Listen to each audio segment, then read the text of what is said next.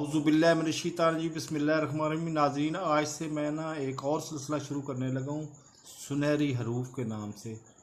सुनहरी हरूफ बड़े लोगों की होती हैं। एक वासफ़ अली वासफ़ का फ़िक्रा है कि जो करता है अल्लाह करता है और अल्लाह जो करता है ठीक करता है। और दूसरा फ़िक्रा जो इस वक्त मुझे याद आ रहा है वो है प्रोफेसर अहमद रफ़ीक अख्तर साहब का कि अक्ल जो है ये अल्लाह ने अमानत दी है इंसान को, और इस अमानत का तकाजा तौबा में है।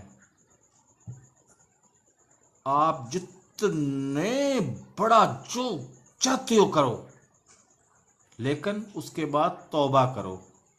और तौबा की असल अलामत ये है कि आप गुनाह पे शर्मिंदगी ज़ाहिर करो और आपसे तौबा के बाद गुनाह दोबारा ना हो। तो नाजरीन, मेरे चैनल को अगर अब तक आपने सब्सक्राइब नहीं किया तो सब्सक्राइब कर लें और साथ लगे बेल आइकन को दबा के ऑल नोटिफिकेशन को ऑन कर दें ताकि मेरी हर नई आने वाली वीडियो को नोटिफिकेशन आपको बर वक्त मिल सके। अल्लाह हाफिज़।